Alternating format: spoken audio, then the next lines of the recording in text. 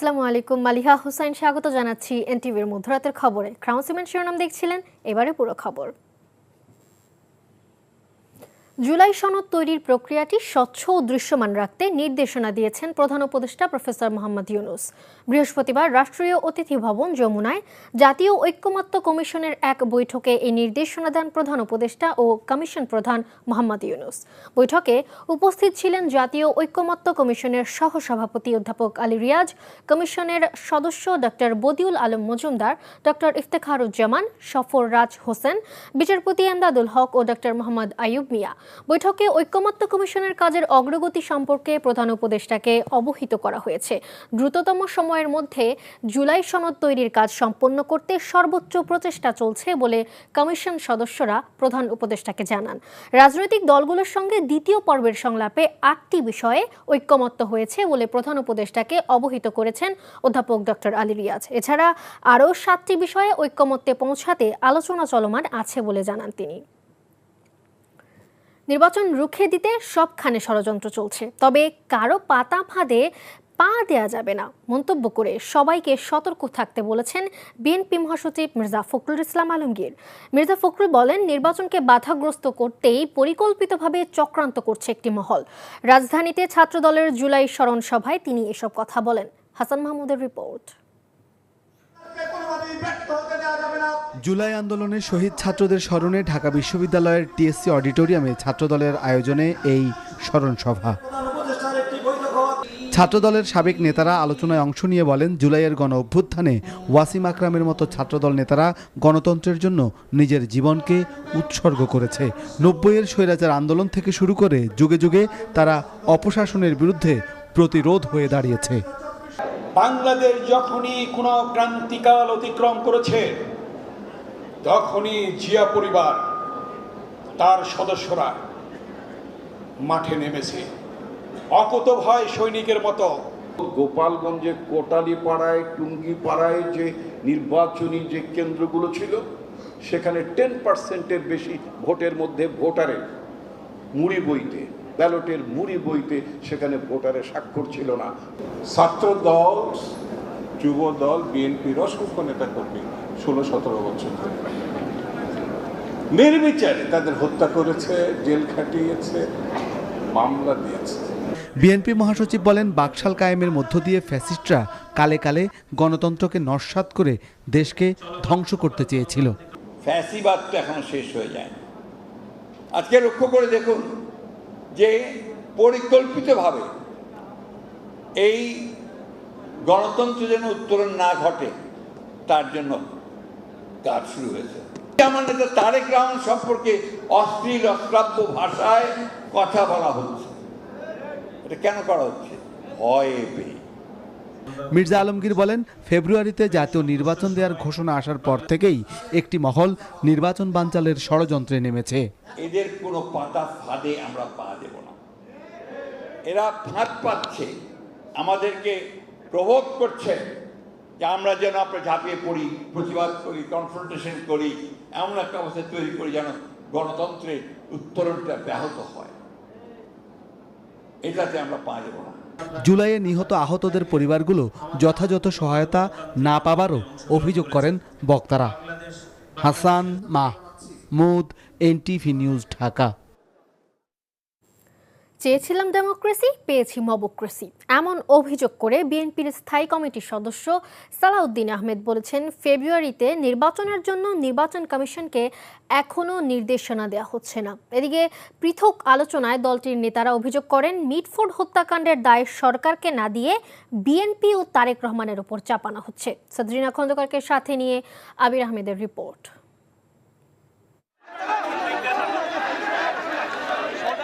আইন শৃঙ্খলা পরিস্থিতির অবনতি হয়েছে এমন অভিযোগে রাজধানীর নয়াপল্টনে বিক্ষোভ মিছিল ও সমাবেশের আয়োজন করে যুবদল। দুপুরের পর থেকেই রাজধানীর বিভিন্ন স্থান থেকে মিছিল নিয়ে বিএনপির কেন্দ্রীয় কার্যালয়ের সামনে সমবেত হন সংগঠনটির নেতাকর্মীরা। সমাবেশে বিএনপির স্থায়ী কমিটির সদস্য সালাউদ্দিন আহমেদ বলেন, অন্তর্বর্তী সরকারের ব্যর্থতায় আইনশৃঙ্খলা পরিস্থিতির অবনতি হচ্ছে। এ সময় গোপালগঞ্জে এনসিপির সমাবেশে হামলা নিয়েও কথা বলেন তিনি। যারা গণ অভ্যুত্থানের শক্তিকে চ্যালেঞ্জ করার সাহস পাচ্ছে তারা কারা এবং কেন? জবাব হচ্ছে সরকারের নির্লিপ্ততা এবং আইন শৃঙ্খলা পরিস্থিতি নিয়ন্ত্রণে তাদের ব্যর্থতা। মাননীয় প্রধান উপদেষ্টা, নির্বাচন কমিশনকে আপনি এখনো অফিসিয়ালি ফেব্রুয়ারির প্রথম সপ্তাহে নির্বাচন অনুষ্ঠানের জন্য এখনো কোনো যথাযথ প্রক্রিয়ায় ইনস্ট্রাকশন দেন নাই। এর আগে একই স্থানে শহীদ রাষ্ট্রপতি জিয়াউর রহমানের ছবি অবমাননা এবং বিএনপির ভারপ্রাপ্ত চেয়ারম্যান তারেক রহমানকে নিয়ে কুরুচিপূর্ণ মন্তব্যের প্রতিবাদে বিক্ষোভ সমাবেশ ও মিছিল করে কৃষক দল। এ সময় রিজভী আহমেদ বলেন, তারেক রহমানকে নিয়ে অপপ্রচার চালিয়ে নির্বাচন পেছানোর অপচেষ্টা জনগণ মেনে নেবে না। মিটফুটের সামনে হৃদয় বিদারক ঘটনা ঘটেছে। আইন শৃঙ্খলার জন্য দায়ী দায়িত্ব তো সরকারের, তাকে কিছু বললেন না, প্রশাসনকে কিছু বললেন না। মিছিল করছেন তারেক রহমানের বিরুদ্ধে, যিনি 17-18 বছর লন্ডনে রয়েছেন। এটা নির্বাচন পেছানো, অথবা আপনারা কোনো কুচক্রীদের সাথে আপনারা সম্পর্ক রাখছেন। ঢাকা রিপোর্টার্স ইউনিটিতে জাতীয় সমাজতান্ত্রিক দল জেএসডি আয়োজিত এক আলোচনায় আমির খসরু মাহমুদ চৌধুরী অভিযোগ করেন, আওয়ামী লীগের ডিএনএর মধ্যে পেশিশক্তি রাজনীতি বিদ্যমান। এটা আওয়ামী লীগের ডিএনএর মধ্যে আছে। পেশি শক্তির মাধ্যমে রাজনীতি করতে হবে, যেটা গোপালগঞ্জে আমরা দেখেছি।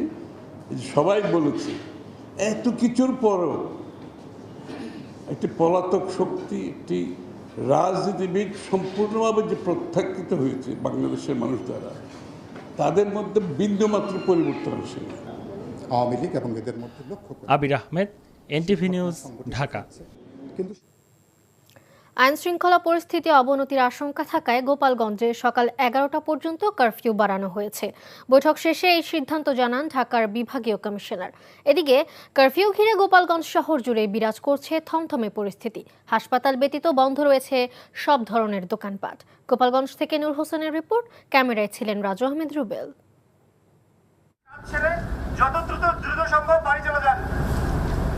জাতীয় নাগরিক পার্টির পদযাত্রায় হামলা সংঘর্ষের পর থেকেই গোপালগঞ্জে কারফিউ চলছে। কারফিউর মধ্যে বন্ধ রয়েছে অধিকাংশ দোকানপাট। সড়কে যানবাহনের উপস্থিতি অন্য দিনের তুলনায় অনেক কম। জরুরি প্রয়োজন ছাড়া বাইরে বের হচ্ছেন না শহরের বাসিন্দারা। বেচা কিনাই বন্ধ, আমরা তো বেচা কিনা না করলে আমরা চলবো কিভাবে? কারফিউ থাকলে মানুষজন শহরে না ঢুকলে আমরা কি খাবো? একেবারে জিরো ভাইয়া, সকাল থেকে পর্যন্ত বন্দি করতে পারে নাই। আমাকে কোনো যাত্রী না দেয় না, সব গাড়িগুড়ি খালি, অফিস আদালত দোকানপাট সব কিছু বন্ধ। অপ্রীতিকর পরিস্থিতি এড়াতে গুরুত্বপূর্ণ পয়েন্টে পুলিশের পাশাপাশি সেনাবাহিনীর সদস্যদের মোতায়েন রাখা হয়। দিনভর টহলে ছিল সেনাবাহিনীর সাজোয়া যান। এনসিপির বহরে হামলাকারীদের ধরতে দিনভর অভিযান চালিয়েছে যৌথ বাহিনী। এতে সন্দেহভাজন অন্তত 24 জনকে আটক করা হয়েছে। পরে আইনশৃঙ্খলা পরিস্থিতি নিয়ে জরুরি বৈঠক শেষে কারফিউ বাড়ানোর কথা জানান ঢাকার বিভাগীয় কমিশনার। সার্বিকভাবে যাতে আর পরিস্থিতির অবনতি না ঘটে, এই জন্য আমরা যে কারফিউটা ছিল সেটা আমরা কন্টিনিউ করার সিদ্ধান্ত নেওয়া হয়েছে এবং আগামীকালকে দুপুর 12টা পর্যন্ত সেই কারফিউ বলবৎ থাকবে এবং 2 ঘন্টা বিরতি দিয়ে আবার সেটা পুনরাদেশ না দেওয়া পর্যন্ত সেটা চলমান থাকবে। এদিকে এর আগে ক্ষতিগ্রস্ত গোপালগঞ্জ কারাগার পরিদর্শন করেছেন অতিরিক্ত কারা মহাপরিদর্শক। কারাগারের নিরাপত্তা জোরদার করার কথা জানান তিনি। প্রথম থেকে এখানে ব্যবস্থা নিয়েছি। এছাড়া আমাদের কারারক্ষীদের, তারপরে এখানে যিনি কারার ইনচার্জ হিসাবে আছেন, ওনার সাহসিকতার জন্য আমরা এটা যথেষ্ট পরিমাণে আমরা ট্যাকল করতে পেরেছি। আমরা এখন 3 দিন আপনারা নিজেরাই দেখছেন এখানে যে আমাদের এখানে বিজিবি আছে, আর সেনাবাহিনী আছে, এখানে পুলিশেরও দিনকে টহল আছে এখানে। সুতরাং গতকালকের চেয়ে আজকের পরিস্থিতি অনেক বেটার। কারফিউ চলমান থাকায় গোপালগঞ্জ জেলার এইচএসসি ও সমমানের পরীক্ষা স্থগিত করা হয়েছে। জাতীয় নাগরিক পার্টি এনসিপির পদযাত্রায় হামলা সংঘর্ষের পর থেকেই গোপালগঞ্জে থমথমে পরিস্থিতি বিরাজ করছে। আইনশৃঙ্খলা রক্ষাকারী বাহিনী বলছে, হামলায় জড়িত প্রত্যেকের বিরুদ্ধে ব্যবস্থা গ্রহণ করা হবে। নূর হোসেন, এনটিভি নিউজ, গোপালগঞ্জ। গোপালগঞ্জের পরিস্থিতি এখন স্বাভাবিক রয়েছে, তবে হামলার সাথে জড়িতদের ধরতে অভিযান চলবে এবং কাউকে ছাড় দেওয়া হবে না বলে জানিয়েছেন স্বরাষ্ট্র উপদেষ্টা অবসরপ্রাপ্ত লেফটেন্যান্ট জেনারেল জাহাঙ্গীর আলম চৌধুরী। জানান, বুধবারের হামলার ঘটনায় এখন পর্যন্ত 25 জনকে আটক করা হয়েছে। বৃহস্পতিবার বিকেলে সচিবালয়ে সাংবাদিকদের সাথে আলাপকালে এসব কথা বলেন তিনি। গোপালগঞ্জের পরিস্থিতি এখন নর্মাল। এই পর্যন্ত 25 জনকে ধরা হয়েছে, যাকে আইনের আওতায় নিয়ে আসা হয়েছে। আর আমাদের পুলিশ সদস্য 10 জন আহত ছিল, তার 2 জনরে অলরেডি নিয়ে আসা হয়েছে, আরও 3 জনরে এই পুলিশ হসপিটালে নেওয়া হয়েছে। সকালে আমি ওই পুলিশ হসপিটালে গেছিলাম, তাদের আমি দেখে আসছি। আচ্ছা, আর কোনো অভিযান চালানো হবে? অভিযান তো চলতেছেই। কতদিন চলবে স্যার? যতদিন পর্যন্ত সন্ত্রাসীরা সব ধরা না হবে। মুজিবের সংবিধান দিয়ে আর বাংলাদেশ চলবে না, জনগণের ও ইনসাফের নতুন সংবিধান দিয়ে বাংলাদেশ চলবে বলে মন্তব্য করেছেন জাতীয় নাগরিক পার্টির আহ্বায়ক নাহিদ ইসলাম। রাতে মানিকগঞ্জে পথসভায় এসব কথা বলেন তিনি। এর আগে রাজবাড়ীতে পথসভায় নাহিদ বলেন, আওয়ামী লীগ কেবল রাজনৈতিক দল নয়, এটি সন্ত্রাসী সংগঠন। বলেন, মুজিববাদীদের হাত থেকে মুক্তিযুদ্ধকে রক্ষা করতে হবে। এরমুল কায়েসের ডেস্ক রিপোর্ট। দেশ গড়তে জুলাই পদযাত্রা কর্মসূচিতে বৃহস্পতিবার রাতে মানিকগঞ্জে পথসভা করেছে জাতীয় নাগরিক পার্টি এনসিপি। এ সময় দলের আহ্বায়ক নাহিদ ইসলাম বলেন, মুজিবের সংবিধান দিয়ে আর বাংলাদেশ চলবে না, জনগণের ও ইনসাফের নতুন সংবিধান দিয়ে বাংলাদেশ চলবে। অনেকে চেয়েছিল পুরনো রাষ্ট্রের পুরনো আইন কানুন পুরনো সিস্টেমে শুধু তারা ক্ষমতায় যাবে, আমরা সেটা বিরোধিতা করেছিলাম, ফলে আমাদেরকে নতুন রাজনৈতিক দল করতে হয়েছে। এর আগে বিকেলে রাজবাড়ীতে পথসভা করে দলটি। এ সময় দলটির আহ্বায়ক নাহিদ ইসলাম বলেন, আওয়ামী লীগ কেবল রাজনৈতিক দল নয়, এটি একটি সন্ত্রাসী সংগঠন। এই মুজিববাদী আদর্শ আওয়ামী লীগের গোড়া, বাংলাদেশকে বিভাজিত করেছে, বাংলাদেশের মানুষদেরকে হত্যা করেছে, গুম খুন সবকিছু জায়েজ করেছে এই মুজিববাদী আদর্শের মাধ্যমে।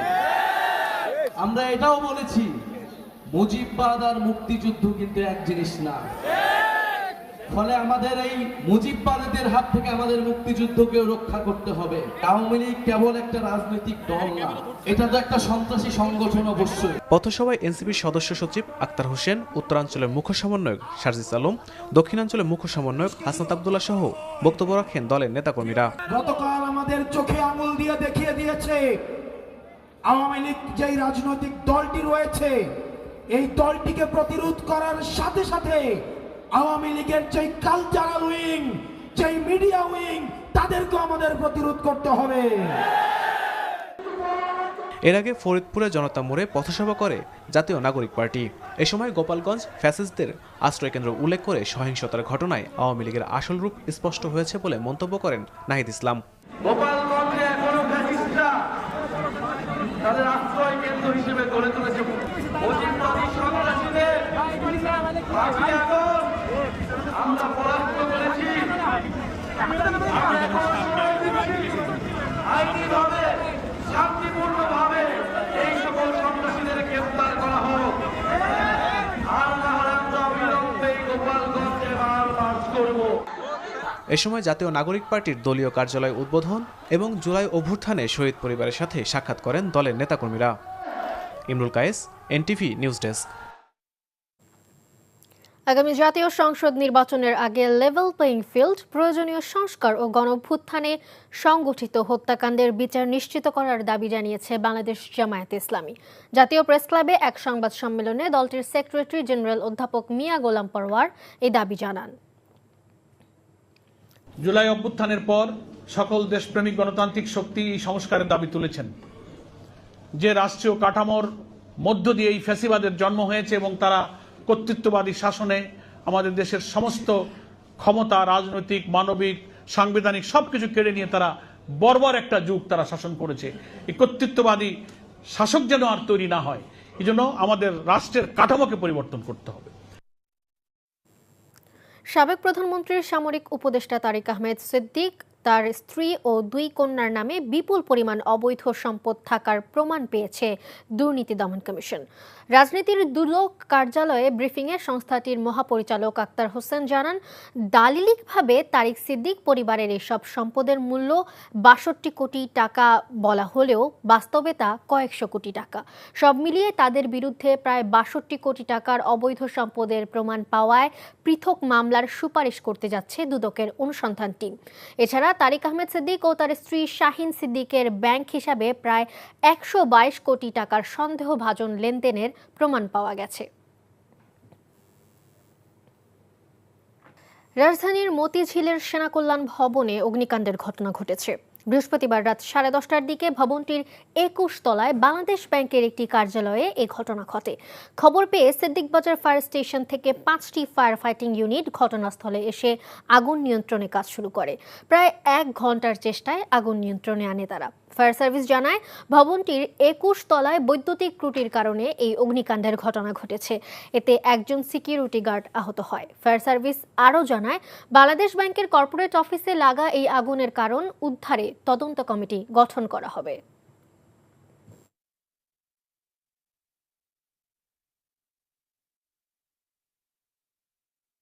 এই তো আমরা বৈদ্যুতিক লাইনে আগুনটা পাইছি, সেই কারণে আমরা বৈদ্যুতিক গোলযোগের কারণে আগুনটা লাগতে পারে, কিন্তু পরবর্তীতে আমরা আমাদের ফায়ার সার্ভিস পক্ষ থেকে একটা তদন্ত কমিটি গঠন করা হবে। এই কমিটির মাধ্যমে জানা যাবে আগুনের কারণ, ক্ষয়ক্ষতি এবং উদ্ধার সম্পর্কে। ভোটার তালিকা সংশোধন অধ্যাদেশের খসড়া চূড়ান্ত অনুমোদন দিয়েছে উপদেষ্টা পরিষদ। তফসিল ঘোষণার আগে ভোটার হওয়ার উপযোগী হলে তাদেরকে ভোটার তালিকায় যুক্ত করার বিধান থাকছে বলে জানিয়েছেন প্রধান উপদেষ্টার প্রেস উইং। রাজধানীর ফরেন সার্ভিস একাডেমিতে এক সংবাদ ব্রিফিংয়ে এসব তথ্য জানানো হয়। প্রধান উপদেষ্টার সিনিয়র সহকারী প্রেস সচিব ফয়েজ আহমদ বলেন, তফসিল ঘোষণার 1 মাস আগে কোনো ব্যক্তির 18 বছর পূর্ণ হলে সে ভোটাধিকার প্রয়োগ করতে পারবেন।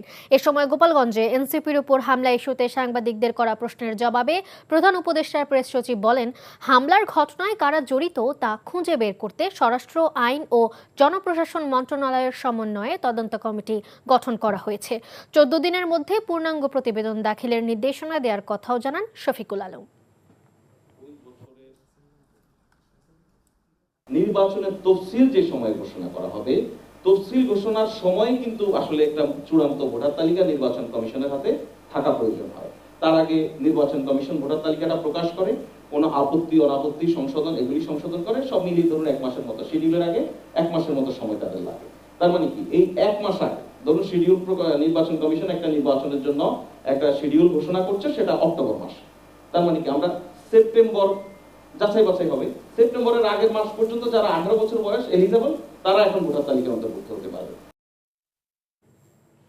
বিএনপি একটি বড় দল, এ দলে কিছু দুষ্কৃতিকারী ঢুকতে পারে বলে মন্তব্য করে বিএনপির সিনিয়র যুগ্ম মহাসচিব রুহুল কবির রিজভী বলেন, কেউ যদি আওয়ামী লীগকে বিএনপিতে নেয় তাহলে তার বিরুদ্ধে কঠোর ব্যবস্থা নেওয়া হবে। রাজধানীর সাভারে এসব কথা বলেন তিনি।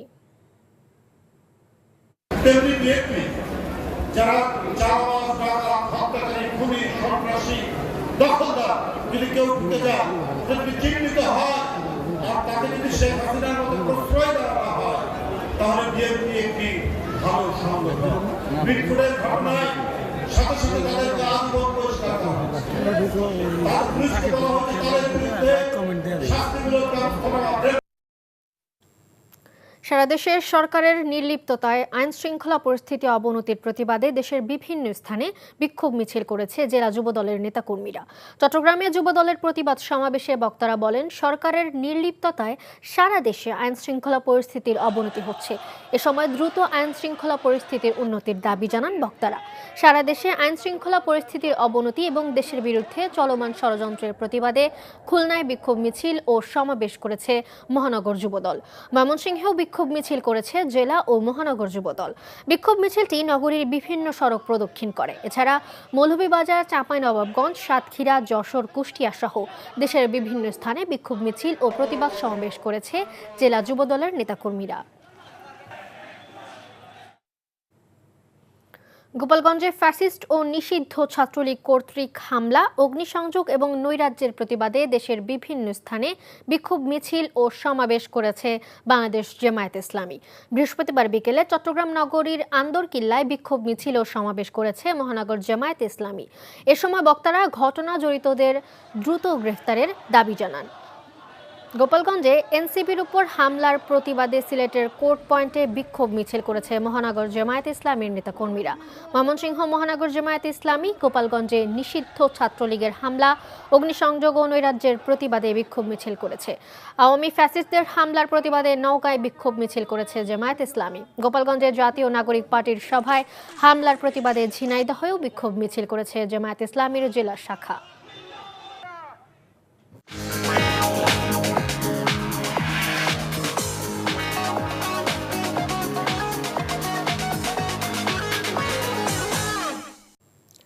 মার্কেন্টাইল ব্যাংক অর্থনীতির খবর।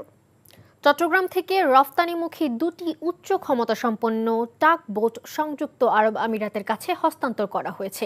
বৃহস্পতিবার দুপুরে চট্টগ্রাম বোট ক্লাবে আয়োজিত এক অনুষ্ঠানের মাধ্যমে চট্টগ্রামের ওয়েস্টার্ন মেরিন শিপইয়ার্ডে তৈরি করা দুটি টাগ বোট খালিদ ও ঘায়া সংযুক্ত আরব আমিরাতের প্রতিষ্ঠান মাওর ওয়ান শিপিং লিমিটেডের কাছে হস্তান্তর করা হয়।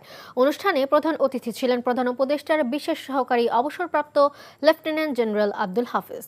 বাংলাদেশের স্বনামধন্য জাহাজ নির্মাতা প্রতিষ্ঠান ওয়েস্টার্ন মেরিন শিপইয়ার্ড লিমিটেড তৈরি করেছে দুটি উচ্চ ক্ষমতা সম্পন্ন টাগবোট, যা রপ্তানি হচ্ছে সংযুক্ত আরব আমিরাতে। এনটিভির প্রতিষ্ঠা বার্ষিকীর খবর। বর্ণাঢ্য আয়োজনে প্রবাসীদের জনপ্রিয় চ্যানেল এনটিভির 23 বছরে পদার্পণ উদযাপন করেছে এনটিভি দর্শক ফোরাম জেদ্দা।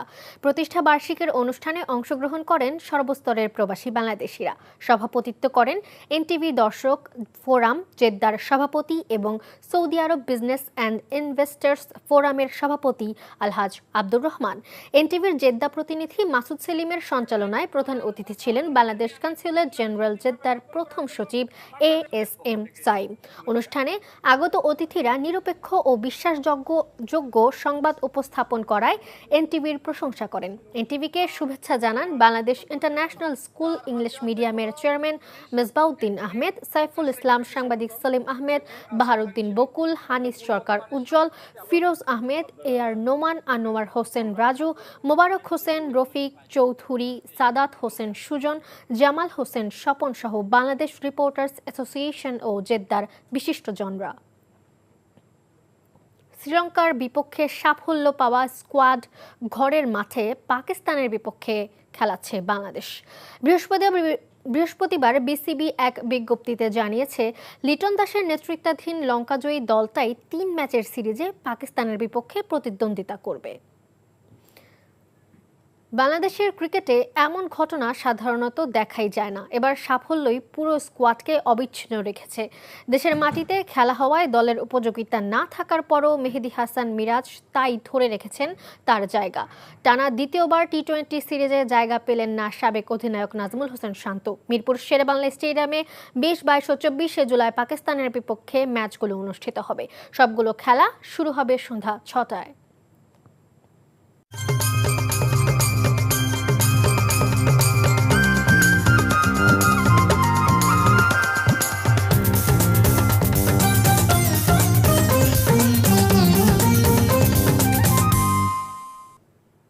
সংস্কৃতির খবর। প্রথমবারের মতো দেশে মুক্তি পেতে যাচ্ছে নেপালের সিনেমা। 18 জুলাই মাল্টিপ্লেক্স চেইন স্টার সিনেপ্লেক্সে মুক্তি পাবে নেপালের ছবি মিসিং কেটি হারায়কোর সূচনা। সাফটা চুক্তির আওতায় ছবিটি ঢাকায় আমদানি করেছে শো মোশন লিমিটেড। দীপেন্দ্র গাউসান পরিচালিত মিসিং কেটি হারায়েকো সূচনা মুক্তির পর নেপালে বেশ আলোচিত এবং প্রশংসিত হয়েছে। অন্যদিকে এই সিনেমার বিপরীতে বাংলাদেশ থেকে নেপালে যাচ্ছে তানিম রহমান অংশু পরিচালিত নডরাই। 2019 সালে মুক্তি পাওয়া নডরাই 44তম জাতীয় চলচ্চিত্র পুরস্কারের শ্রেষ্ঠ চলচ্চিত্র সহ 6টি বিভাগে পুরস্কার পায়। রাতে স্টার সিনেপ্লেক্সে উত্তরা সেন্টার পয়েন্ট শাখায় এ উপলক্ষে আয়োজিত নেপালি ছবির প্রিমিয়ার শোতে উপস্থিত ছিলেন ঢাকায় নিযুক্ত নেপালের রাষ্ট্রদূত ঘনশ্যাম ভান্ডারী সহ ছবির পরিচালক, প্রযোজক সহ অন্যান্য কলাকুশলীরা।